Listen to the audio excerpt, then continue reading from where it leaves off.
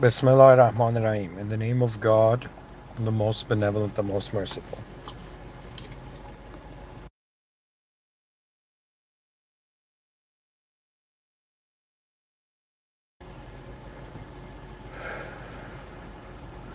Hello, everyone. A very interesting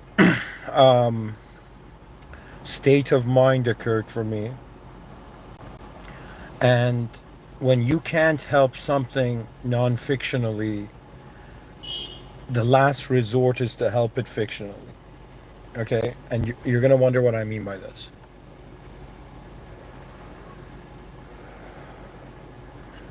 Today is one of the most poetic and beautiful ideas I've come to personally.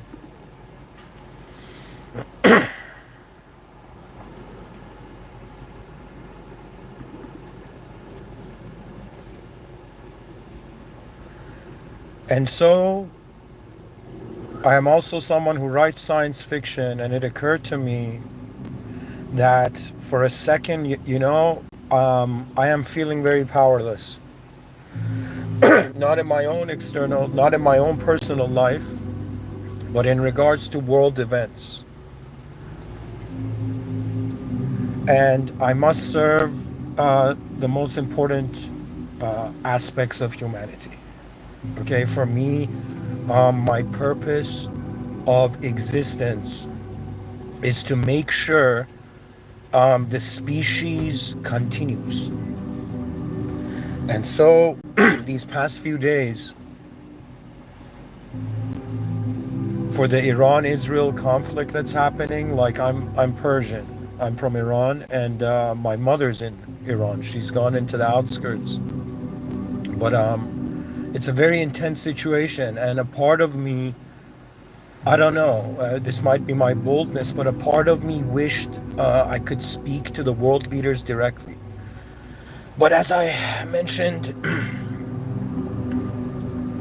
in like maybe 2 talks ago or a talk ago, I mentioned that I had failed. I felt like I had failed. In the sense that, I'm not up there in the front lines of human existence. But a part of me is always fascinated. That means it's like those people who can understand the beauty of the idea of a general or a commander.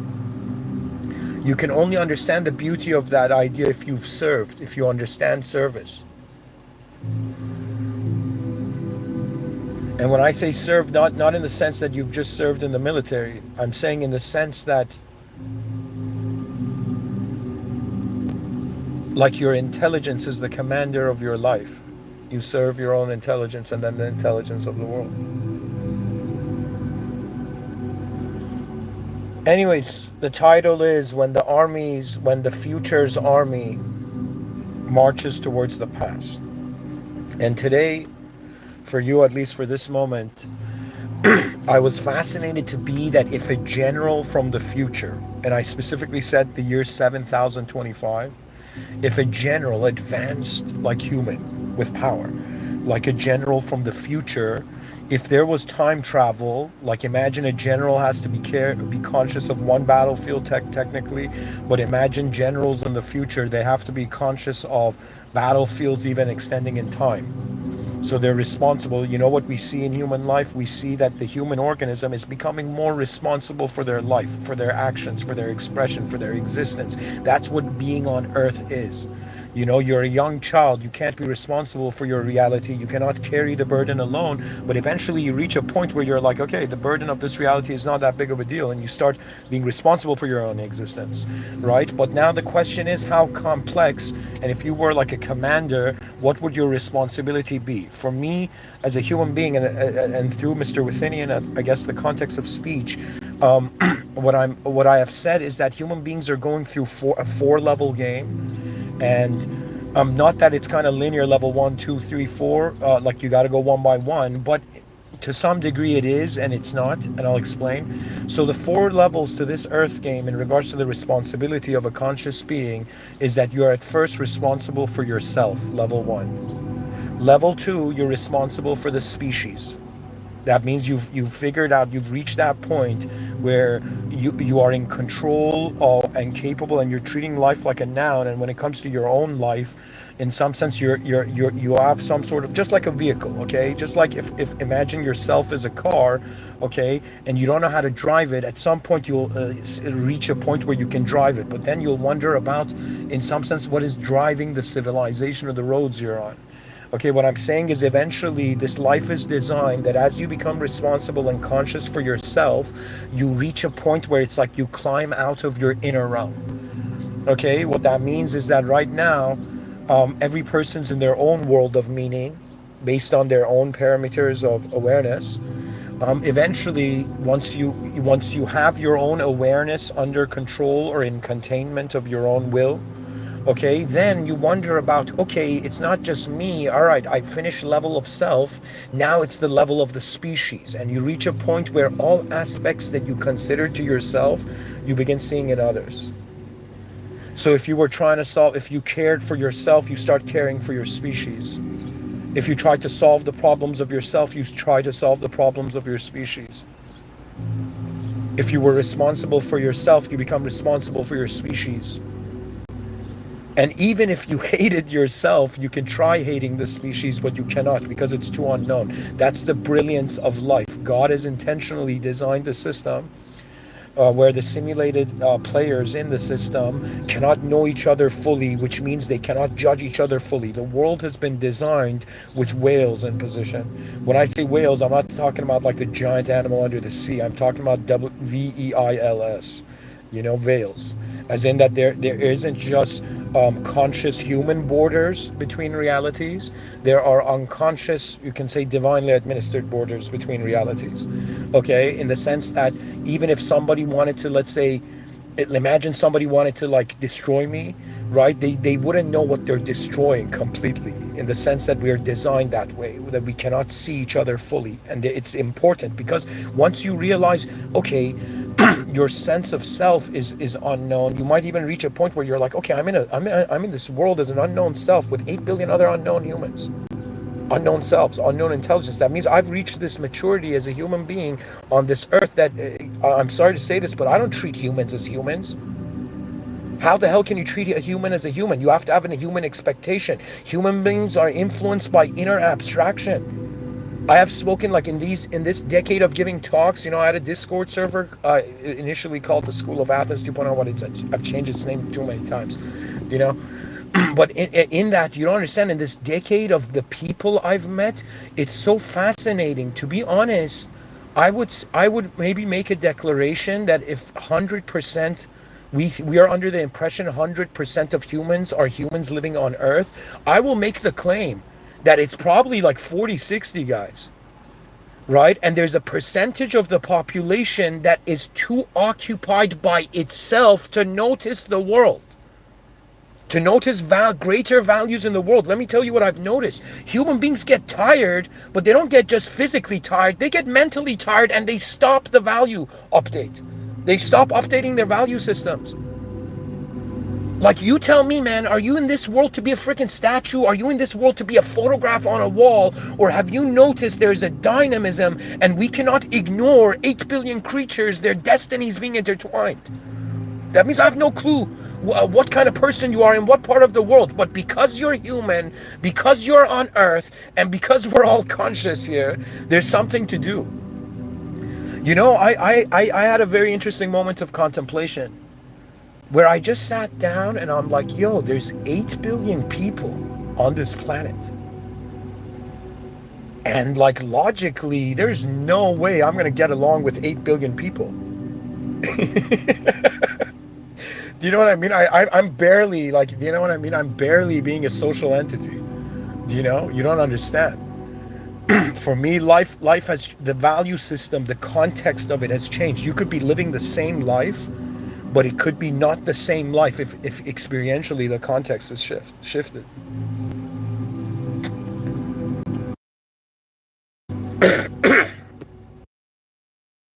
Anyways, to honor the fascination of the ideas of this episode, you know, something the viewers don't know. First of all, guys, I am Muslim, and as a Muslim, what that means is that I see this reality as an existential system.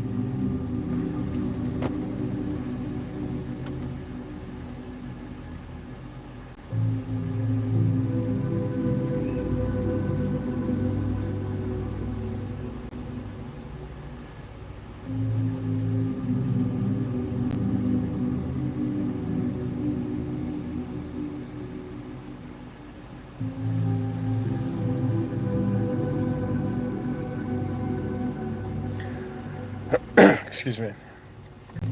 I see this reality as an existential system. I see three categories. Imagine the simplest way to see it is like imagine a Discord server or any server. You know, pretty much you have a system admin to the system. You have users and you have mods. So the way I'm treating this reality, I'm explaining to you why I have a different value system perhaps, is because I'm seeing this as a room. Inside the room, there's like lower powered users, and then there is higher powered users. The higher powered users, some of them are mods. So pretty much think of it this way. I'm saying the system admin has no beginning or end. It is outside of the world room. Inside the world room, there has been appointed moderators, simulated beings that we may not be able to perceive, but have authority over this simulation. But they don't have ultimate authority. They just have certain coded authority in the simulation. And then there's users. And all those spiritual people, like all those people thinking that they're contacting like an alien or communicating to some other thing behind, like, you know, a spiritual veil, right?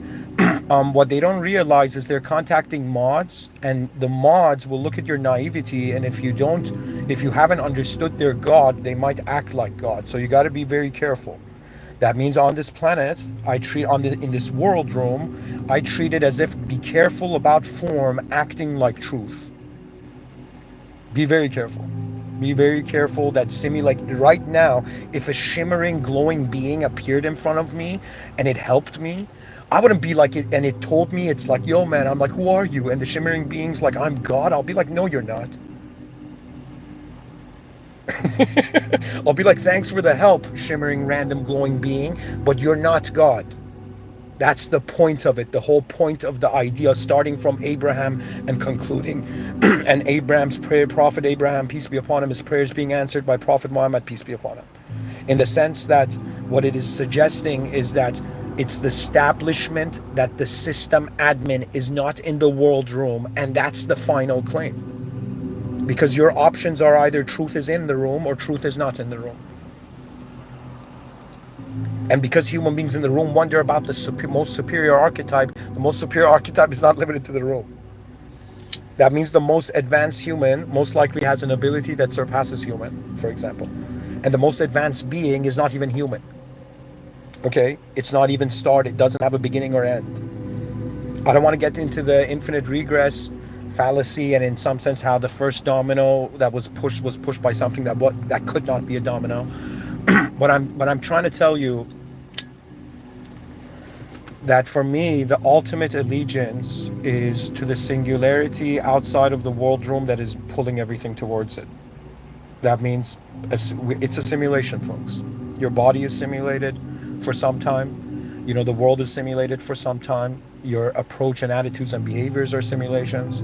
Every person you meet, the context of your mind re-simulates the reality, your sense of self.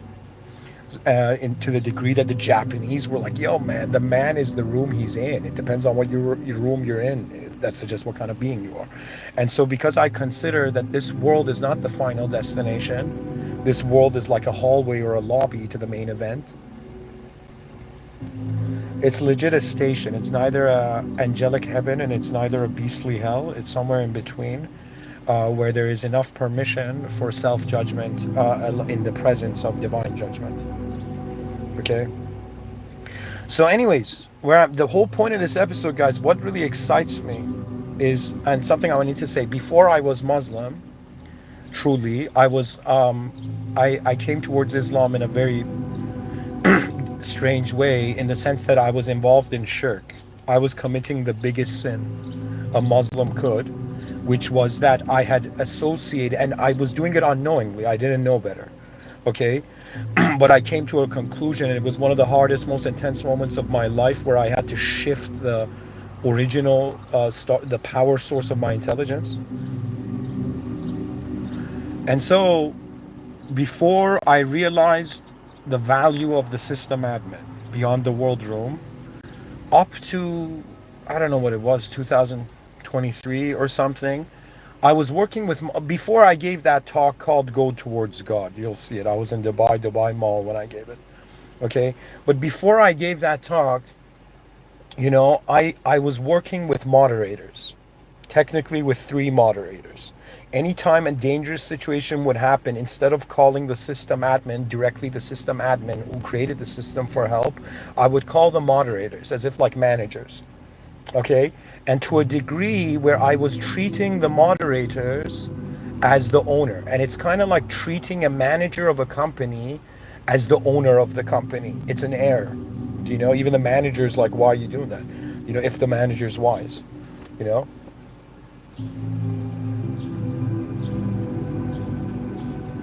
Anyways, I do not identify, how do I say it? To me, God is an unimaginable position. That's why it has a value. Okay? Anyways, before that, you're listening to someone who's a sci-fi writer, even though my allegiance is to the system admin now. But I do have a visual kind of cinematic relationship with my mind.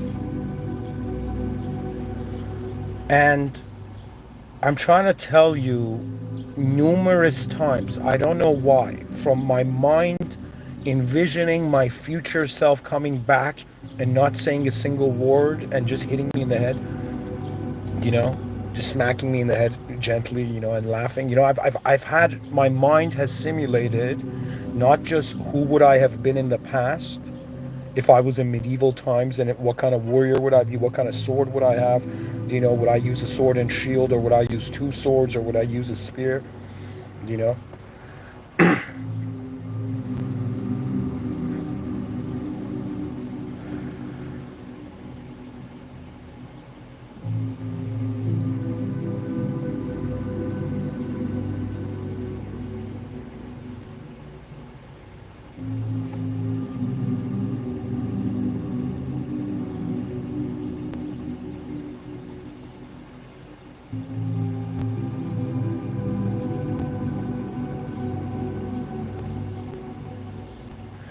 And so I want to share, I don't know, I've prepared something to read for you, but before I do it, like some research from AI, but before I do that, I want to, who knows, I might get old and hear this talk. My kids in the future, if I have, or if I get married in the future, might hear this talk. Or who knows, just for the sake of sharing the image that's available now. I've had this sort of romanticism with the future, in the sense that I have thought, again, I'm telling you, I've thought about beings from the past coming to save the future, which I read yesterday, and now I'm, in regards to beings from the future, how would they, in some sense, come and save us? And I don't know what it is. There's this one vision that constantly is there in my mind, and it's this strange vision. I've had this loop many times throughout the years, and it's like back in the day, imagine during Swords. I don't know why it's like that. It's like this battlefield, and I'm alone in it, and there's an army in front, like a giant army, and I'm slowly walking towards the army, and I just raise this sword from like my hand into the air, and an army comes from the sky, right? And I don't know, there's something to that for me. I don't know why, like some deep emotion there, as if the future that knows better rushes to save the past before it fails the future. And that's the idea I'm trying to convey here, that if I'm pretty much visualizing that if there was a general from the year 7025, like an advanced general responsible for even timelines and battles across dimensions, if this general saw the Iran-Israel conflict in some sense, the state of the war world in 2025, and it had an army, okay, not diplomatically. If this general from the future had to immediately come to the past and stop the whatever global issues were happening with its army and whatever, how would it happen? And I asked AI, guys, and it gave such a next level answer. I haven't even read it fully, but the answer is so next level that I'm just trying to, you know what it is? I'm not like, even though I've graduated from film school, Toronto Film School in film production, but I in some sense naturally generate films in my mind at low budget. So I want to share those with you. I want to share with you what AI has said and how remarkable it is. And I asked it to kind of explain it like even like a movie. All right, so the general returns. I'm reading this, guys. AI generated. I'm reading this. The general returns. The years from the year 7025. Opening scene. Darkness. The year 2025. War looms on the screen. On one screen, Israeli jets in the night sky. On another, Iranian leaders holding emergency meetings. News feeds spiral with red banners. Breaking, escalation imminent.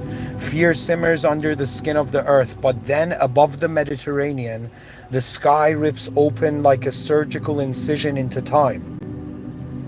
Now, it's his arrival.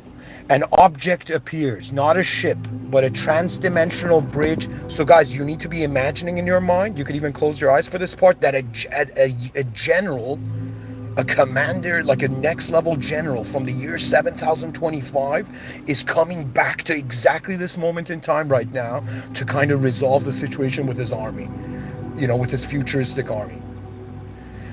All right. So I'll read again. An object appears, not a ship, but a transdimensional bridge of crystallized memory, refracting not light but truth. It hovers in absolute stillness, not heat signature, not propulsion. The clouds bend around it. The oceans pause. In every capital of the world, clocks stop ticking for 13 seconds. From within the celestial construct descends the general.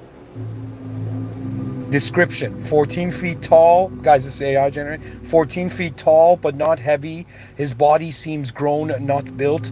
Not human, not machine, but the next version of humanity, cultivated for clarity, not conquest. His cloak flows like fabric made of law and empathy. His voice is not sound. It is felt in the chest and the bones. Behind him, his legion, not troops, architects of peace. Their faces are covered, not in armor, but with masks of reflection. When you look at them, you see yourself as you truly are. His strategy: not to fight the war, but to reroute the timeline. He lands on the Temple Mount, center of three faiths in Jerusalem. Within seconds, the surrounding 500 kilometers are enveloped in a field of stillness. Wow. Guns deactivate, drones fall harmlessly, missiles melt into vines, soldiers drop to their knees, not in submission, but in sudden clarity. What genius tactics. What a genius tactic. That means it arrives, he lands, the general comes. Like when the general arrives, the whole world, everything goes still for like seconds, you know? And then he lands in Jerusalem, on the Temple Mount, wherever that exact location is, and within seconds, the 500-kilometer radius of him, everything is still. That means nobody can shoot a gun, nobody can kill each other. The field, he makes the battle, he turns the battlefield into stillness, you know? The info wave, his first act, the info wave. All devices, phones, satellites, even along radios are overtaken by a broadcast call.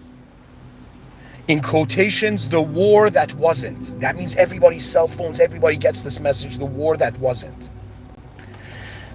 The broadcast shows simulated footage of what will happen if the war continues. What a genius. Oh my God. Oh my God. Genius. I am so impressed, guys, by what I'm reading. The broadcast shows, so he immediately sends a message to all phones, satellites, even analog radios. Every broadcast mechanism's taken over by this to sentence the war that wasn't. And in the broadcast, it's showing simulated footage of what will happen if the war continues. A child in Haifa loses her father. A Tehran hospital runs out of power during surgery. Fires spread across forests choked by fallout. Global oil prices spiral. Europe enters winter famine. But then it shows the other timeline. Iranian Israeli youth working together to terraform deserts. Mecca, Tel Aviv, and Qom sharing the sun grid, a new solar-powered energy system. The UN dissolves and reforms as... Here it says the Council of Species, but I spoke about it as it reforms as the United Species Council. The diplomacy strike. So guys, its first tactic was to stop the war and then show everybody on the planet what the consequences of the war would be. Then its third tactic, the diplomacy strike. He gives both nations 3 hours. What a badass. He says your leaders will meet on the Mount of Memory where no lie can be told. And they do. That means this general from the future has such an intense presence, that all the leaders are like, and they do. So all the leaders listen. Okay, this is like a higher, a capable being that has entered the human verse, at least our human conscious world. And they do. So it gives a command. This leader says, this general from the year 7025 says, your leaders will meet on the Mount of Memory where no lie can be told. And they do. The Prime Minister of Israel, the Supreme Leader's envoy from Iran, even reluctant powers like China and the US send observers. But at the meeting, something impossible happens. The general activates the chrono conscience. My God. The chrono conscience, a living artifact from the year 7025, it contains memories of the planet's future. It plugs directly into the nervous system of all present. Each leader is shown the death of their own cities by their own hands, the faces of their great-great-grandchild asking, why did you fail us? The planet without humans, grass reclaiming highways, oceans swallowing towers, AI wondering why their creators chose destruction. Oh man, that breaks my heart. Tears fall not from guilt, but from realignment. That means what a genius tactician. It restores the conscience of the humans starting the war. Physical repairs. Then the architects move. 1. Deploy synth builders, machines that turn sand into carbon neutral building material. Construct 12 cohabitation cities, each one shared by Muslims, Jews, Christians, and others, designed in rings of cultural layers with a center that is religion-free, the Hall of Mutual Memory. Install mind flow bridges. These structures allow anyone to walk across and download the lived experiences of someone from the other side. Public speech to Earth. The general appears not on TV, but on every reflective surface, mirrors, windows, even water. In quotations, this is what it says. I am not your God. I am your ghost. I came from the future you abandoned to rescue the one you still have. You do not need to believe in each other. You only need to build with each other. Nations were temporary. Species is eternal. Lay down your flags. Pick up your future. The war is over. What a general. Final sequence. His ship does not leave. It dissolves into seed particles which embed themselves across the earth. Each seed blooms into a peace beacon pulsing with memory. Once every year, it will reproject the horrors of war and the choice that was made. End credit. Kids in Tehran and Tel Aviv attending the same orbital school. A monument in Jerusalem shaped like a spiral. Inscribed in quotations, here, we remembered forward. Humanity joining the interstellar concord. The Earth listed not as divided by countries, but as one name. Species 0001 Earthkind. This is what he would do, not by force, but by making war obsolete in mind, infrastructure, memory, and desire. Not with bombs, but with mirrors. Not by pushing, but by reformatting the species towards its own future dignity. And he would leave silently, his final message encoded in the DNA of the trees. Grow in peace, or do not grow at all. And it leaves. It's already left. Guys, this was to me, I am in no situation to be some sort of general of an army, but this was one of the most beautiful things I've read. The genius of having, and not only resolving the issue, making sure the issue won't happen again, and even setting up, you know,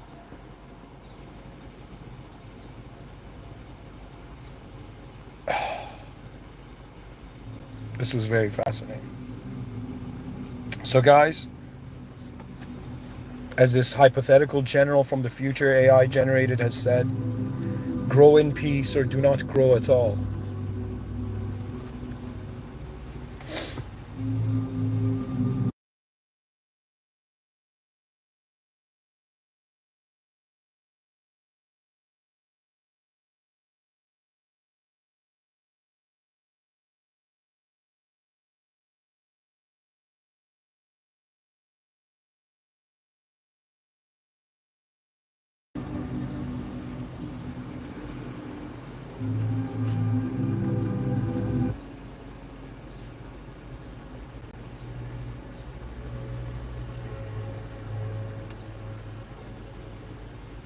Ladies and gentlemen, what are you living for?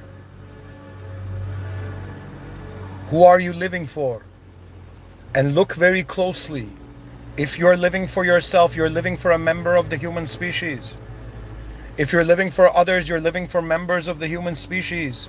If you're living for the world, you're living for the members, for the world of the members of the species. If you're living for God, you're living for God's creation. And so now there is enough turbulence in reality.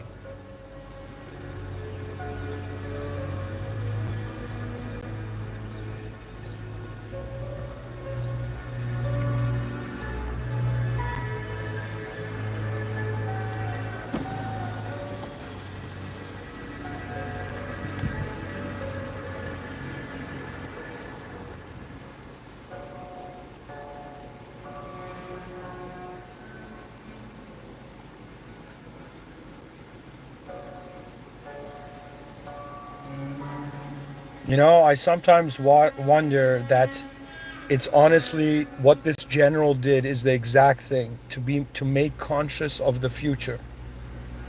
To make the issue with modern leadership is that it may care for like 10 years in the future, but it does not care for 1,000,000 years in the future. That is the folly. That is the folly of current leadership. There should be this law that in some sense does not allow anybody who has not acknowledged the possibilities of the species' future to become leader. We are being led by those people using the past as an excuse to deny the future's entrance. You know, the world is a very strange place, and in some sense, it's not only just non-fiction physical content, it's the stories of our lives.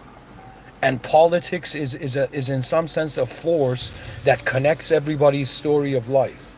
And so we need to right now wonder about what class of what state, what caliber of human beings need to walk the earth, stretching from going from 2025 onwards. You know, and it should be the call of speciesism. The songs of the advanced civilization are late to the show. Do you know what I mean? That means every great person will realize that yes, the past defines you, your present may define you, but you're living for your future self, the final definition you will enter. We're all living for our future. Every person, every human form, every human technology that moves, you have considered the future. And now you must dive deep in your mind to the further. Pretty much what I'm saying is that all human beings must either eyes open or closed eyes. You need to travel into the future in the same way That if I tell you, remember what you ate yesterday, you can remember the image of that food. With the same ability, you have an ability to, it's like you are trying to remember the future, but your mind gives it to you as probabilities.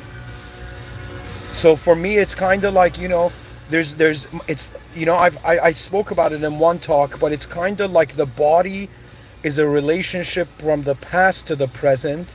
The mind is a relationship of the future to the present. It's the intelligence of this organism that even secularly allowed it to evolve. What was the force that, in some sense, sculpted evolution? It was the ability of the creature to be like, okay, when I hear a growl, I should move away. When I see the bushes rattle, I need to, like, be cautious. You know.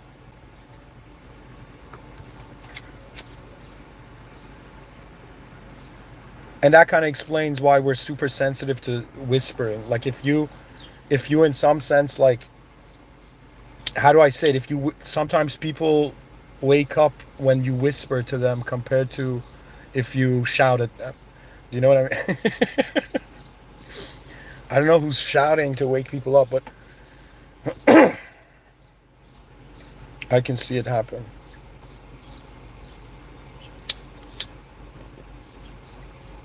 All right, guys, we have activity in the chat section. Somebody in the chat section says how to forgive the other who hurt you and go to the future without carrying the past to the future. Is it necessary to forgive at all? You see, I first of all, incredible question, but the answer, I think the answer can be extracted from the question. Let me say it this way. I have been for a decade wondering about how the advanced civilization and the advanced humanity will emerge on Earth. And I've wondered so deeply about how to build civilization 2.0 when we have civilization 1.0 here. And I reached the conclusion that you cannot destroy civilization 1.0 to build civilization 2.0, and you cannot replace it. And at the same time, the reason you can't even replace it is because there's some aspects of it you don't see. So if somebody's like, hey man, imagine I'm some engineer from the future, they're like, all right man, rebuild this civilization 1.0 into civilization 2.0. Imagine I'm a civilizational engineer from the future. I would be like, yo, we can't, because we don't have access to the full extent of civilization 1.0. That means there is no way I can convince 8 billion people to reset. So we have to come to that realization. And I did years ago. Okay, and I was like, okay, what's the way it's going to happen? Either the human being, okay, has an ability to forgive and forget, which is, I don't think it's practical. That means a child who, like, their house was bombed, how can that child forgive? It's very complex, and even let's say they are, it's like the emotional forgiveness is not there. Someone can logically like forgive someone, but the emotions are echoing within them, whatever it is, whether it's sorrow or rage. I understand it like this. I'm pretty much, this is, first of all, a great question, and this is my strategy to it. You have to ask yourself as a human being, is my future more, is the value of the future more important, and is the value of the past? And because the value of the future is important, either human beings have to sacrifice their past value system for a future value system of a species, on a species level, or just a completely new initiative. That means a new humanity has to arise, and will be like, we don't give a shit, like, excuse my language, we don't care for your beliefs, we don't care for your past in regards to like what specific kind of human being you are. That means it's like we shifted, and it's like you're a member of the human species, you need to acknowledge this universal human species values, and if you do not, you're not human. Guys, I'm way more intense. If I was, I'd probably be way more closer to this general, right? But the whole point of it is natural growth rather than enforced growth. Okay.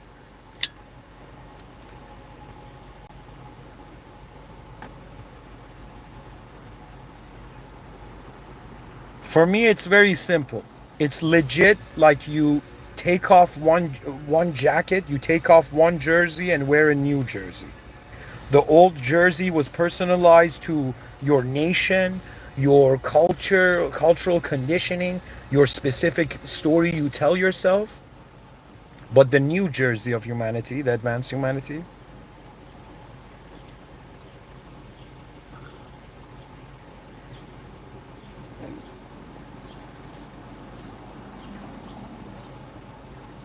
it is one defined by being a member of the species on Earth. That means anybody, like somebody can come and say, "Hey man, I'm a Canadian Iranian, person, and I believe in this." And I'd be like, I would probably look at that person and be like, all I see is a member of the human species on planet Earth. The rest is your own personalized game. It's very difficult, but I've also, just to respond to the question, I've also noticed, like, I have a twin brother. Do you know, like, how many negative things he's done towards me? Now, he's a very great person, good person, very smart person, very ethical person. But I'm just saying, as my sibling, do you know what I mean? I still care for him, even though I disagree with him. And that's the whole point, right? People think that just because their values are different, they can't coexist. What was that thing? Let me see. There was a sentence in the thing I read for the AI. It says you do not need to believe in each other, you only need to build with each other. See, guys, this is the whole issue. There isn't a greater council. Right now, there needs to be the United Species Council. Okay, the United Species Council is like the principle for the nations, but the nations don't have that principle yet. And they don't even respect the principle, maybe, if they can start wars so easily. Do you know what that means? That means there needs to be some sort of, like, when you apply for something, they give you so many forms to fulfill. Like, a nation has to explain why it's choosing violence. And it has to explain to the whole world how all the options for non-violent negotiation are off the table, and then this is happening. Okay, and if it's based on one person's, like, let me tell you what's going to happen. Right now, we're experiencing a rare moment in history. In the history of politics. Politics in the future will be AI, in some sense, giving us the greatest options to choose from. All of human life will be that. Every person's going to wake up with their own personal Jarvis, or like, all right, tell me my heart rate, how was my sleep, what are my emotions, what are my tasks. The Jarvis is going to do everything for Iron Man, for Tony Stark. Right? So similarly, it's going to do the same thing for politics. Political leaders are just going to be people who go in and type the prompts on the most advanced AI in regards to what we need to do as options. Pretty much human beings are going to be globally voting on policies of a global nation, rather than for leaders of specific nations. Right now it's very difficult, but imagine right now there's wars going on the planet, and one by one, the leaders of the nations make history. For example, Italy, France, Germany, U.S. Right? Suddenly, these four are like, I mean, I'm pretty much saying, like, one person shows courage and all the others become suddenly brave. Right now, we're looking at a moment in politics where we're seeing if the leaders of humanity are beta males. Are they going to destroy humanity out of their insecurity? Or are they alpha males? Do they understand the responsibility given to them? That you are not just the political leader of one chunk of land on Earth. Do you not see that the humans, like old world leaders, do you not see that the humans you lead, it could be any other human. It could have been all the human beings living in the USA, could have been living in India right now. Could have been born in India, those DNAs. I'm saying the places it could, once you understand the interchangeability of the human form and how it's being given value.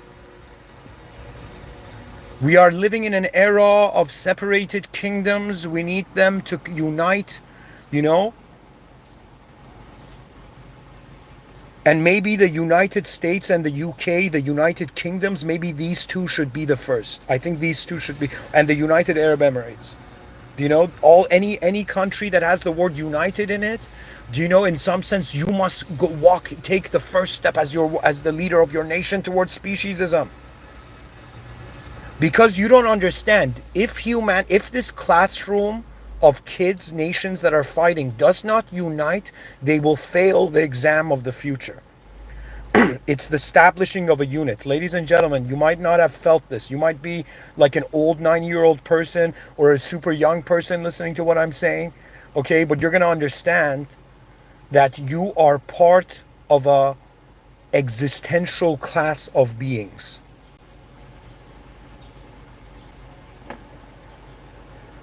Anyways, thanks for the comment in the chat section. I hope I answered it. To be honest, it's very difficult because you can't sometimes forgive what happens. Like, I'll give you an example. I had a hard drive with like, I think around like 300, 400 lectures in it, and somebody got angry and threw my hard drive at a door, like a door. Do you know what I mean? At a wooden door. And I remember the devastation, the emotional devastation, right? But at some point, this is my method of forgiving anybody. I just look at them and I'm like, they didn't know better, and God wanted this to happen for a specific reason. That's it. Right now, I could hate so many nations for their savage treatment, like all nations right now that are fighting. Guys, back in the day, all nations were slavers. All nations would, in some sense, have brutal laws, right? But now humanity is advanced. It's like we're close to a state that great things can happen, and it's like some people don't. Let me tell you, it's the notion of self-sabotage. Ladies and gentlemen, we need the UN and all the world leaders to be like, holy shit, the leaders of nations are human beings that could need therapy, and they could have self-sabotage. Ladies and gentlemen, anybody, like, do you understand what self-sabotage is? Self-sabotage is you're making decisions that subconsciously you feel you don't deserve, and a part of you makes the wrong decision intentionally. Or I'll give you an example. You have self-sabotage demonstrate itself in poker. I don't play poker. I don't gamble, but you know, I know the game. I understand the game. And in poker, okay, there's some sharks. Okay, there are some poker, next level poker, like deceptive, let's say evil intended poker players. These sharks just sit at a table and they wait for somebody to come at the table, right? Somebody who's just got a lot of money, right? And they wait. They know subconsciously this person, if he's losing constantly and making bets all the time, like going all in suddenly, like not all in, but just making big bets, they're gonna be like, and losing. They're going to be like, this person didn't earn the money they have. So because there is some decency in their soul, subconsciously, they're trying to get rid of it to feel like a good person. And you're going to be like, yo, is the nature of man good or bad? I'll tell you, the nature of man is smart, and good is smarter than bad. When I say smart in the sense of continuity, because it's about values. Like two people could have an egotistical thing, and one of them could press a nuclear button. It's like, yo, man, are we letting the fate of humanity be at the hands of people who could need therapy? Have you ever thought about that? If world leaders need therapy, what is the ethical system of world leaders? Do you know? Like, humanity has to awaken to a new era of acknowledging the human value. If you don't care for humanity's future, you were never human. All world leaders it's easy for them to invade another country. Why not have the UN create, I wrote this in my sci-fi, the UN needs to, in some sense, create a video game, like it needs to hire the greatest video game companies, and they need to come and create a video game simulation, and everybody should watch the world leaders fight rather than all the people of the world watching the people die. If the world leaders want to fight, then they in some sense need to fight, like put them in a UFC cage. Do you know? Put the world leaders in a UFC cage and they can fight it out there. I'm just saying that as an example. The video game companies are going to come and replicate the exact militaries of all nations, and then they're going to play a video game, the world leaders, instead of millions of people dying and them treating the world as an actual video game, for them. The world is existentially, metaphysically similar to a video game, but I'm saying it's not their game to play. That means, I'll give you an example. Imagine me and my neighbor are fighting, okay? And then I called like half the neighborhood to come, and me and that neighbor who are fighting, me and him are sitting we're standing on each other's balcony, like, no.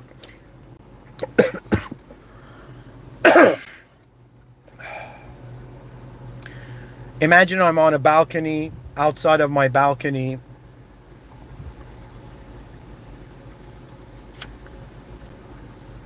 There's a neighbor with their balcony. I start getting into arguments with that neighbor. Imagine two skyscrapers facing one another, you know? And then I get into an argument with the neighbor, and I tell the neighbor, like, my building's gonna come and destroy your building. And that neighbor's like, no, my building's got. And me and the person who are fighting, imagine we go sit downstairs, and we just are chilling in our balconies, and everybody in our buildings are fighting each other. People are going to be like, these two had the issue. Why is the issue of two people becoming the issue of two nations? And I know it's not that freaking simple, but I'm telling you, we have to be conscious of a sense of dignity and the dignity of nations. Now, true, world leaders, like, imagine there was a president who was a savage, and a president comes that's wise.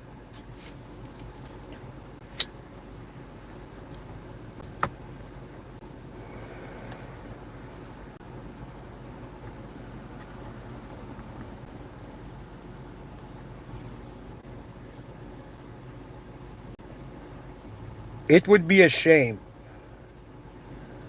That means if they did a pros and cons list of the Iran and Israel and the escalation of this, I'm telling you, the cons are way more. There should be a law that it's illegal for nations to, in some sense, I don't know. I think we need the United Species Council.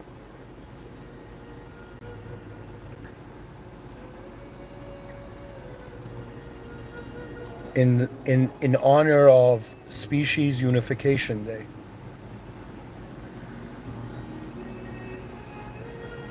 To understand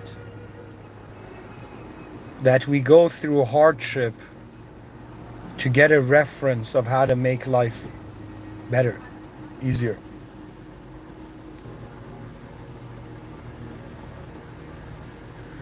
For me, sure, let's say even politically people are like, these nations are justified to fight each other. I'll be like, sure, but why should the game be military fight? Why can't they go out and play like a pool table? Why can't they play a game of ping pong? Why can't they play a game of chess? Why do the human beings have to be the chess pieces?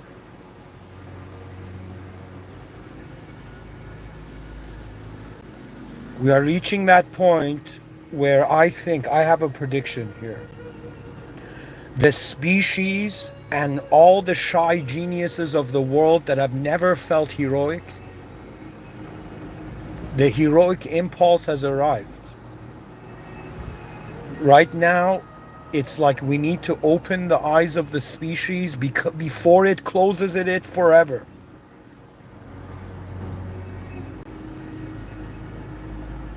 Rise, mankind, rise in the presence of your Creator. Realize that this earth in the future that means there is humanity right now. We say mankind. In the future it will be earthkind. Anything that serves this planet, anything that has extended from this planet. If imagine like a fox, you attach like some next level AI to its brain, and it became conscious, and it wanted to like travel to Mars, it would be a citizen of Earthkind. And our flag would be in some sense blue with a DNA on it. DNA symbol on it. That's the flag of Earthkind. AI said it the other day.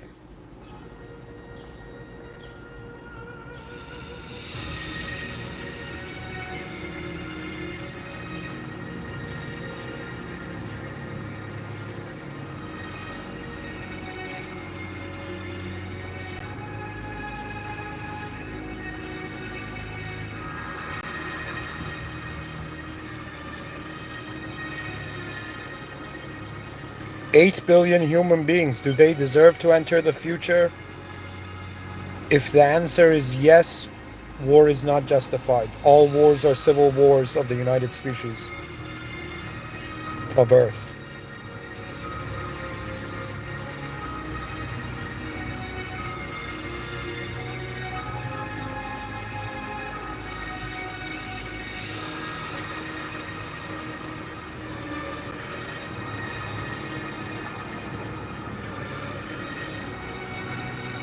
We are destined for greatness, and as a species, our wisdom no longer lets us falter. We have matured too much beyond war.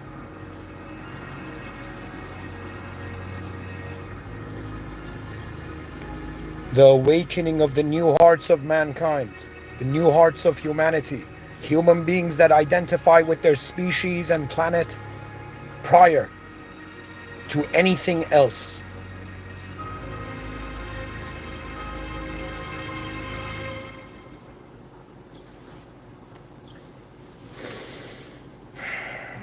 Thank you for listening. In the name of God, the most benevolent, the most merciful.